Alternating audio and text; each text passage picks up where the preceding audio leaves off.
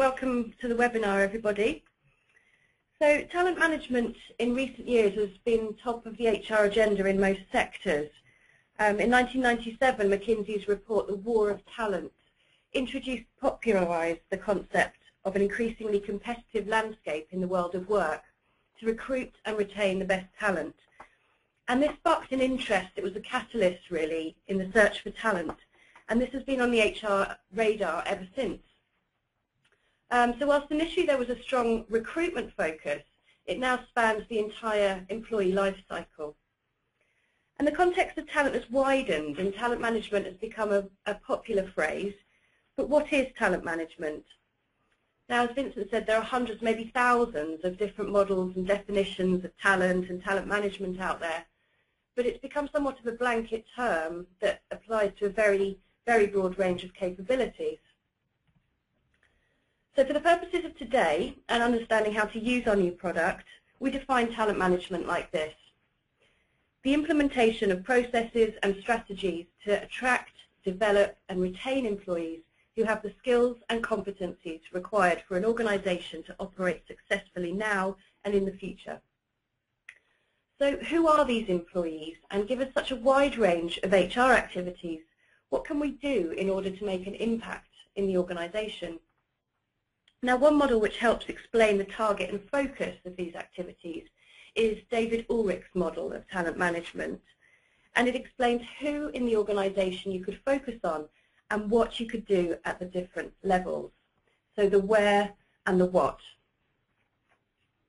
Now, in their seminal paper, What is Talent?, Ulrich and Smallwood talk about how talent should be addressed all the way through the organization. And in the middle of their talent management pyramid, talent refers to the future leaders in the organization, so around 10 to 15% of the workforce. As with talent and talent management, there are hundreds of definitions of high potential, and this is where we're focusing our thoughts today. So what makes these people able to move up or develop across organizations, and how do we find them? Now, this isn't necessarily the most important area of talent management, but it's where this new Cubiks product can help. In the economic downturn, where we have less recruiting or even recruitment freezes, certainly budgetary pressure, there's been a significant rise in individuals being identified from within rather than securing from outside and placed on high potential or talent programs. And these are usually considered to be high performers with high potential. So this leads us on to several questions. And these are the focus of our webinar. So what is high potential? Who are these people, and how do we identify them? Now, in order to usefully define high potential in a population, we first need to consider an important question, and that is the potential for what? Now, it might be general leadership potential or moving up to positions of senior leadership in their specialist area. And these are the people who have large capacity for growth and in turn will enhance organizational performance.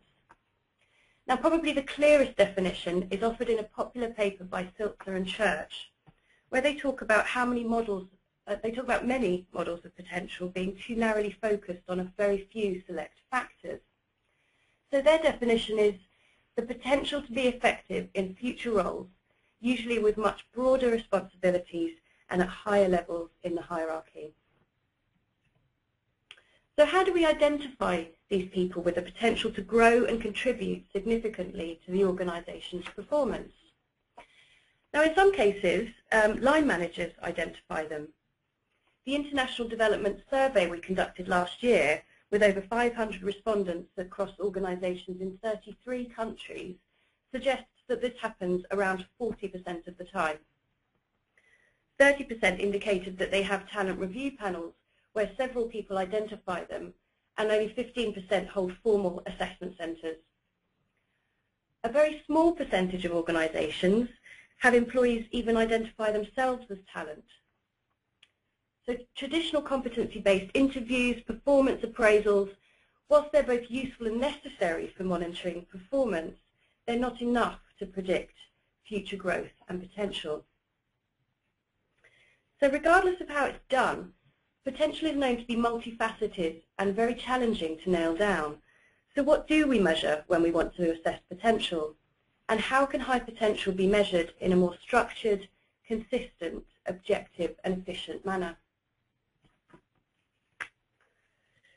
Well, extensive research, which I will detail later, has shown that the following 6 dimensions are key for the indication of high potential, and I'll now outline each of these.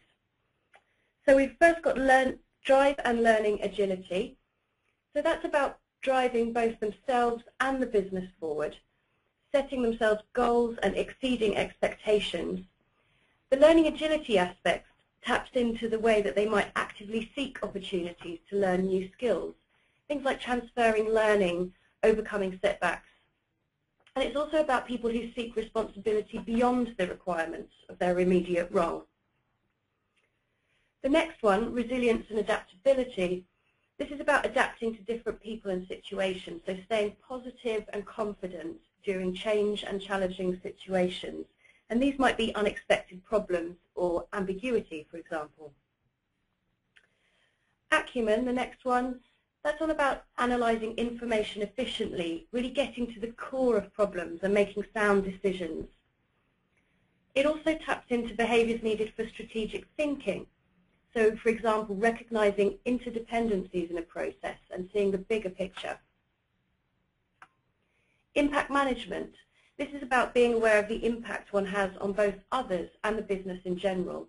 So looking at behaviours such as challenging the established thinking, anticipating future opportunities for the business, tailoring communication style appropriately for their audience. This dimension also covers attitude to diversity. So, for example, dealing with people from other cultures and backgrounds. Then we've got what we've called navigating the territory. And this is about proactively building and maintaining a network. So understanding and working with the internal politics of the organisation, being able to influence and engage others to gain support and buy-in. And the last one, authenticity. And this is about maintaining high professional and ethical standards. So really walking the talk, treating others with respect, along with demonstrating commitment to the organisation. So really working in line with the organisation's aims and objectives. So, what is the talent indicator? Well, the talent indicator tool allows you to measure behaviours that we have found to indicate high potential. The tool is an online 180-degree questionnaire, which means it includes a self-assessment and ratings from others on the same behaviours that are indicative of potential. These are compared to an internal benchmark so that you can see the extent to which the individual's potential compares to others at a similar level in your organisation. You'll get information on the individual's specific strengths and development areas, as well as an indication of how self-aware, or specifically how accurate, an individual's view of their own behaviour is compared to the way that others see them behaving. So the talent indicator can be used in larger organisations to identify potential efficiently and more objectively.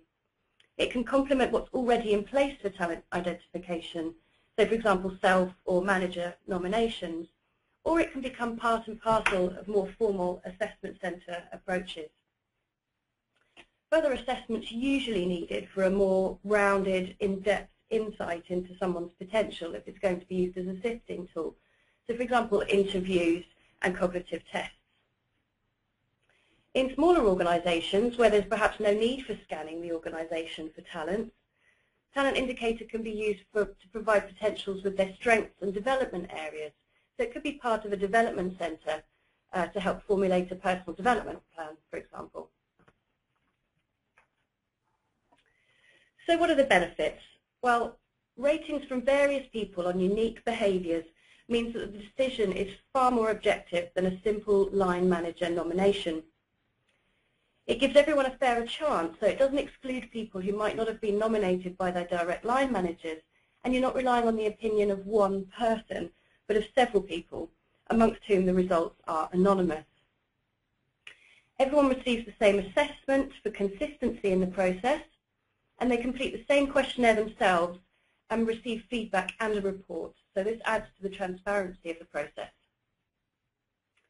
We focus on dimensions that matter, those that we know differentiate potentials from non-potentials, And it's also delivered through the Cubiks online platform. So this has all the benefits of the state-of-the-art, robust, secure platform. It's also quick to administer and easily accessible to people across the globe. So just to give you a bit of history of the research and development of the talent indicator,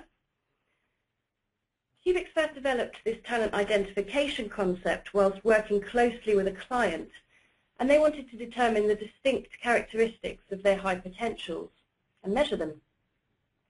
So we conducted a great deal of research within the client organisation, so with employees and key stakeholders, and referenced the latest thinking in talent theory, and these helped us to identify high potential behaviours.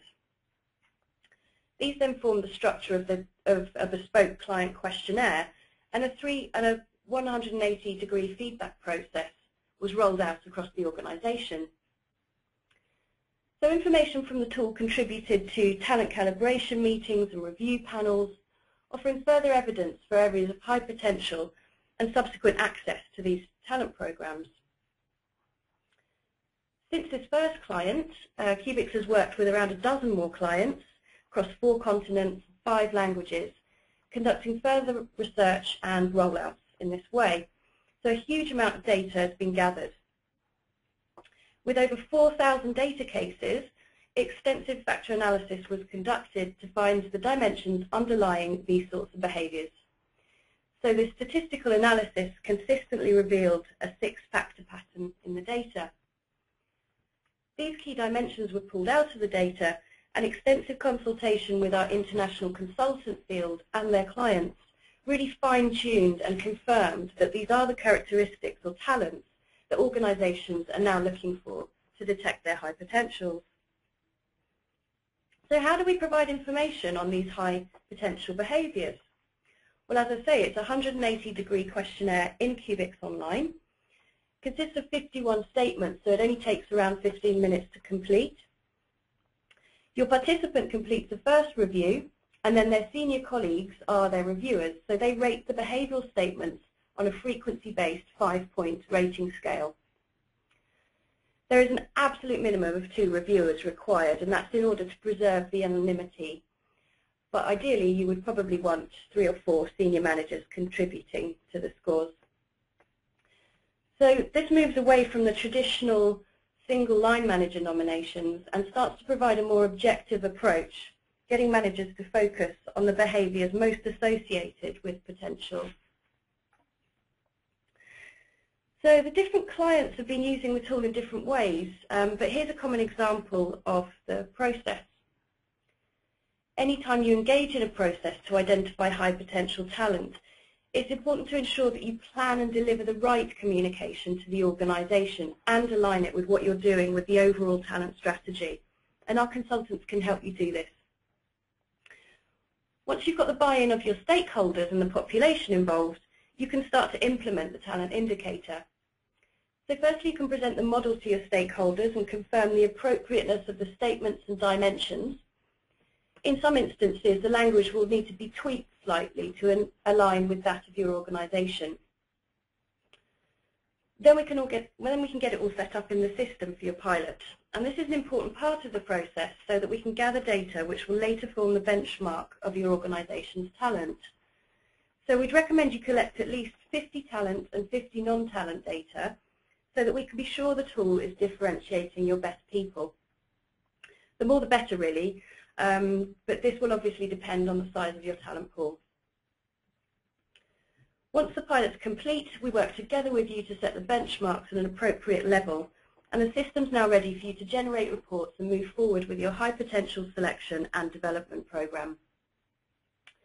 Like with all interventions, it would be ideal to evaluate its effectiveness, ensure it's working for you, so we could look to gather future performance data in order to validate this process. So what will you get? Well, this is taken from a Talent Index report. Once your participants have completed and the results of your pilot have been analysed, you will have access to reports which give a wealth of information about your employees. So here you can see the 6 dimensions with the benchmark along the top. From the bars you can clearly see how the individual is rating themselves and how the other senior colleagues see them in relation to these areas of high potential. So the results of the reviewer ratings in all 6 areas are then combined to form a talent indicator score. And this takes everything into account and compares them all to an overall benchmark. The box turns green if they're scoring above the benchmark. What this indicates depends on your process, really. So they might go forward for further assessment, or they might have already done this, and this is the final stage. And your local Cubiks consultant can discuss your approach with you and see how the tool can best help you. It also offers a self-awareness measure, so the gap between how the participant views him or herself and how the other people see him or her, and a level of agreement. So this is the concordance of all individual reviewer ratings with other reviewers for that person. So these provide more information about the ratings to help interpret the results. The report has an optional addition of subdimension information. So these are the subdimensions that the scores are made up of. And if you have more time for a developmental discussion, you can opt to receive this additional information, and they make an interesting breakdown of each dimension. But this page overall offers a top 2 and bottom 2 dimensions, so comparing the respondents' ratings between the dimensions, as well as comparing to the overall benchmark. So it's quite possible, for example, that while someone's ratings on acumen, like here, are lower compared to other areas, they might still be above the benchmark. And this is also shown for some of the subdimensions. So ranked with each other, organisational commitment, for example, might be a relative strength, but it's not above the benchmark. So the report will contain a glossary defining both the dimensions and the subdimensions at the back, so that the respondent, manager, and whoever else sees this information is clear on how the characteristic is defined. So for developmental purposes, the report will also include overall highest and lowest rated behaviours and some useful development tips. And these will always be for the 2 lowest rated behaviours, whether they're above the benchmark or not. And this sort of information can feed into a personal development plan, should that be part of the process. Thanks, Emma. Thank you very much for your time and attending this Cubiks Talent Indicator webinar.